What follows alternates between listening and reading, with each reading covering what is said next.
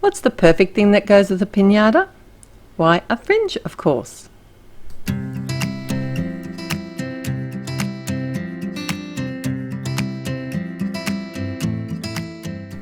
Hi there, it's Therese and Lostinpaper, and look at this never-ending fringe. Isn't it fabulous? It's actually a set of 3 different dies from Ellen Hudson. It's in the Essentials by Ellen collection. A new release is happening at the moment. And I just wanted to share a fun card that I made with this, and also a sweet little pinata. So these fringes come in 3 different widths of fringe, and I'm going to be creating like a bright fringe rainbow background. So I wanted to create my own cardstock.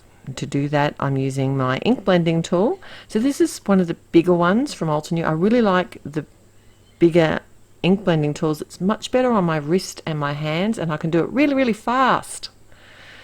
I only wish it was this fast, but seriously, it's so fast, and the blending is really easy.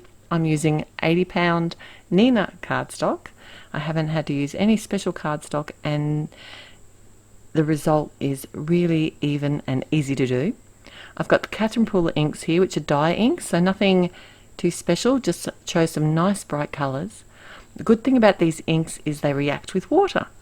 So what I thought I'd do is flick some water out of my distress sprayer, and then to lift the colour up, I just use some paper towel and dab the colour away, and that just gives a really kind of cool, dotty, washy effect. And as it dries, it does look a little bit lighter, and you can do this as much as you want, although I wouldn't make it too wet because it is only Nina cardstock, it's not watercolour cardstock. I also wanted to add some coloured splatters. I know, I've got the splatters happening again, but these are party splatters. Are they different? Party splatters on a fringe. I think it's a different category altogether to my other splatters, like over top of my watercolour flower. Maybe you can let me know if the splatters did make it a party kind of feel, because that's what I was going for. Let me know in the comments below. I just used the same colours that I coloured the paper with, and added some of the ink to a block. Grabbed a bigger brush because I wanted a variety of different sized splatters, and added some water and tapped the brush against my finger, or just tapped the brush with my finger. I did get some white paint because I wanted some white dots over here as well, and then I set that aside to dry while I coloured my pinata. Did some really simple Copic colouring today. I wanted it to be almost like the rainbowy sort of style of colour, and I have stamped this in some Memento Tuxedo black ink. And all the colours that I've used today, I will kind of have the lids off to the side, but I will also list them at my blog. I also have some other cards that I've made using some of the new release products, and it's a really cool, fun release, as always. And I will put my blog post link below, so head over there and check it out. I think there's a total of 4 cards in all. I had a lot of fun with this new release. I couldn't stop making cards. I didn't want this to be too real. I wanted it to be kind of cartoon looking, like a pinata would.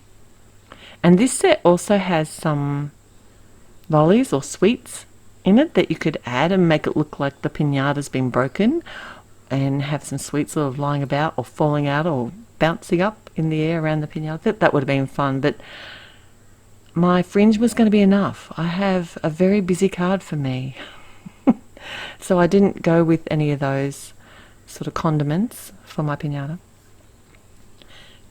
I did come back in and restamp the image with the pigment black ink over top, just to resharpen those edges, and then I used the coordinating die to cut it out. Right, now to choose which fringe. I went with the smallest fringe. Well, when I say smallest, it has the most cuts in it, so it's going to have a lot more fringy bits in it. And then I simply ran each of my coloured rainbow cardstocks through my Gemini die cutting machine. Look at this. How cool is that? It cuts perfectly. Now Julie's got some great ideas with this as well, and she made some tassels. I'm going to have to try that.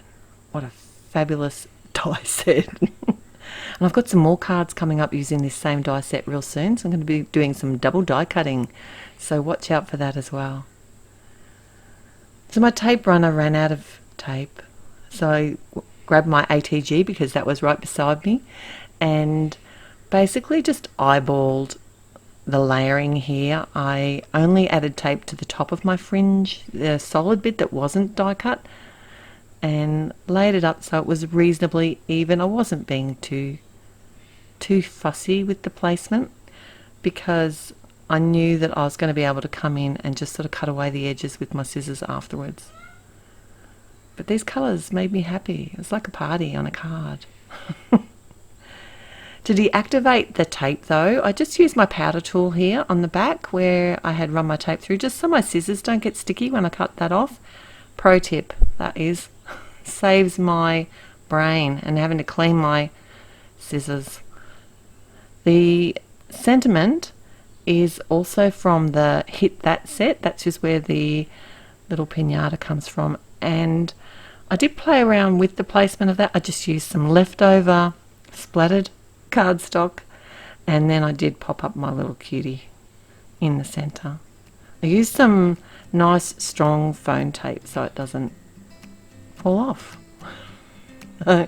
So don't forget to head to my blog. If you liked today's video, please click on the thumbs up button to let me know that you did, and subscribe if you haven't already. I love reading every one of your comments and appreciate every visit that you make here. Till next time, happy paper crafting. Bye.